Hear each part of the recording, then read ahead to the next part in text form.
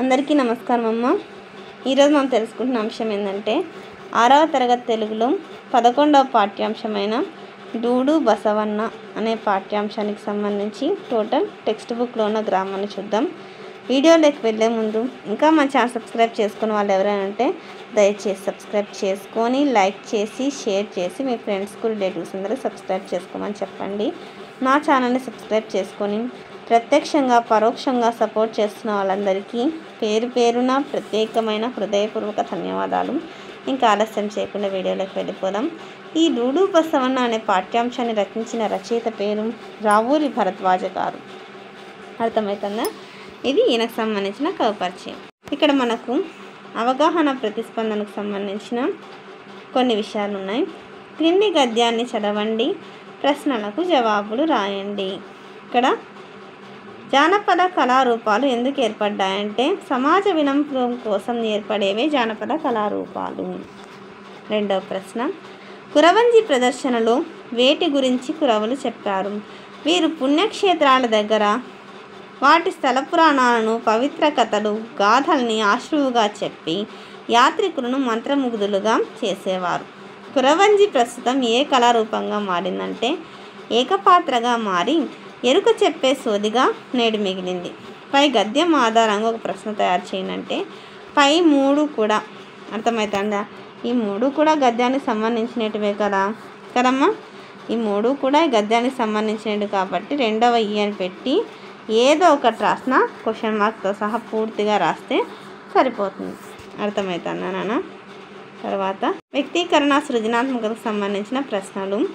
ఇక్కడ మన ఛానల్లో ఆల్రెడీ నోట్స్ మొత్తం అప్లోడ్ చేస్తున్నానమ్మా. దయచేసి సబ్స్క్రైబ్ చేసుకుని వాళ్ళు ఎవరైనా దయచేసి సబ్స్క్రైబ్ చేసుకోండి. సబ్స్క్రైబ్ చేసుకుంటే ఆ వీడియోస్ అన్నీ మీకు వస్తాయి నాన్న. తర్వాత భాషాంశాలు. 1వ, క్రింద గీత గీసిన పదాలకు అర్థాలను రాయండి, వాటితో సొంత వాక్యాలను రాయండి. మకాం అంటే నివాసం. తర్వాత ఆప్యాయం అంటే వాత్సల్యం. మా ఉపాధ్యాయులు మమ్మల్ని వాత్సల్యంతో చూస్తారు. అనుగుణం అంటే తగినట్లు. ప్రశ్నలకు తగినట్లుగా జవాబు ఉండాలి. కనుమరుగు అంటే నాశనం. మానవులలో మంచి కనుమరుగు అవుతుంది. 2వ, క్రింది పదాలకు సమానార్థక పదాలు, పర్యాయ పదాలు వెతికి రాయండి. ఉదకం అంటే నీరు, జలం. నాన్న అంటే తండ్రి, జనకుడు. బసవన్న వృషభం, ఎద్దు. సంతోషం, ఆనందం, సంతసం. 2వ, క్రింది పదబంధాలకు విశేషార్థాలను చదవండి, వాటితో సొంత వాక్యాలను రాయండి. మూఢనమ్మకాలను పట్టుకొని వేలాడకూడదు. కాలు దువ్వు. అయిన దానికి కాని దానికి అందరి మీద కాలు దువ్వకూడదు. దుర్మార్గానికి త్రిలోదకాలు ఇవ్వడం మంచిది. తర్వాత వ్యాకరణాంశాలు. త్రిలోదకాలు అంటే తిల ప్లస్ ఉదకాలు. మహర్షి అంటే మహా ప్లస్ ఋషి. తర్వాత వచ్చేదమ్మా, క్రింది పదాలను విడదీసి సంధి పేర్లు రాయండి. పరోపకారం అంటే పరా ప్లస్ ఉపకారం గుణసంధి. రమేష అంటే రమా ప్లస్ ఈశ గుణసంధి. జాతీయోద్యమం అంటే జాతీయ ప్లస్ ఉద్యమం గుణసంధి. దేవర్షి అంటే దేవ ప్లస్ ఋషి గుణసంధి. ఈ క్రింది సంధి పదాలను విడదీసి సంధి పేర్లు రాయండి. సత్యాగ్రహం సత్య ప్లస్ ఆగ్రహం సవర్ణ దీర్ఘసంధి. గిరీషుడు గిరి ప్లస్ ఈశుడు సవర్ణ దీర్ఘసంధి. గురుపదేశం గురు ప్లస్ ఉపదేశం సవర్ణ దీర్ఘసంధి.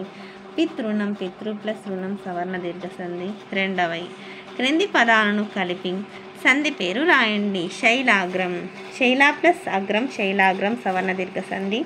ముని ప్లస్ ఇంద్రుడు మునీంద్రుడు సవర్ణ దీర్ఘసంధి. మధు ప్లస్ ఊహం మధుదయం సవర్ణ దీర్ఘసంధి. క్రింది ద్వంద్వ సమాస పదాలను విగ్రహ వాక్యాలను రాయండి. అందచందాలు అందమును కమ చందమును. కాలు చేతులు కాలును కమ చేతులను. అన్నదమ్ములు అన్నయ్యను తమ్ముడును. 2వ, క్రింది విగ్రహ వాక్యాలను ద్విగు సమాస పదాలుగా కూర్చి రాయండి. రెండైన చేతులు రెండు చేతులు. 3 మాసాలు 3 మాసాలు. 5 పిల్లలు 5 పిల్లలు. తర్వాత సంఖ్య వచ్చిందంటే ఎప్పుడే కానీ ద్విగు సమాసం అని గుర్తుపెట్టుకోవాలి. అర్థమవుతుందా నాన్న? 2, 3, 5 అనే సంఖ్యలు కాబట్టి ద్విగు సమాసం.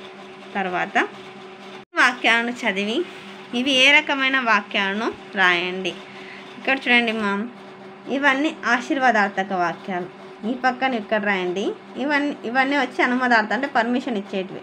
రహీం నువ్వు ఇంటికి వెళ్ళవచ్చు, పర్మిషన్. L1 నువ్వు పాఠశాలకు వెళ్ళవచ్చు, ఇది పర్మిషనే. నీకు ఇష్టం వచ్చిన చోటికి వెళ్ళవచ్చు, ఇది కూడా అనుమతి. తర్వాత ఆశీర్వాదార్థక వాక్యం, ఇవన్నీ ఆశీర్వాదార్థకాలు. నాయన నువ్వు వర్ధిల్లంటే బాగుండు. సరోజ సద్విధ ప్రాప్తిరస్తు అంటే మంచి విద్య రావాలి. తర్వాత నీకు ఎల్లడెల్లడా శుభం కలుగు కాగా అంటే ఎప్పుడు మంచి కలుగు కాగా. తర్వాత ఇక్కడేముంది, జతపరచండి అని ఉంది. నువ్వు పద్యం చదవవా అంటే క్వశ్చన్ మార్క్. అల్లరి చేయకండి నిషేధార్థక వాక్యం. అబ్బో పువ్వు ఎంత బాగుందో ఆశ్చర్యార్థక వాక్యం. శబాష్ నీకు శ్రేయస్సు కలుగుగాక అంటే ఆశీర్వాదార్థక వాక్యం. అందరికీ ధన్యవాదాలమ్మా. ఇంకా మా ఛానల్ సబ్స్క్రైబ్ చేసుకొని వాళ్ళు ఏమంటే దయచేసి సబ్స్క్రైబ్ చేసుకొని లైక్ చేసి షేర్ చేసి మీ ఫ్రెండ్స్కు రిలేటివ్స్ అందరికీ సబ్స్క్రైబ్ చేసుకోమని చెప్పండి. నా ఛానల్ని సబ్స్క్రైబ్ చేసుకొని ప్రత్యక్షంగా పరోక్షంగా సపోర్ట్ చేస్తున్న వాళ్ళందరికీ పేరు పేరున ప్రత్యేకమైన హృదయపూర్వక ధన్యవాదాలు. దయచేసి వీడియోని మాత్రం స్కిప్ చేయొద్దు. ధన్యవాదములు.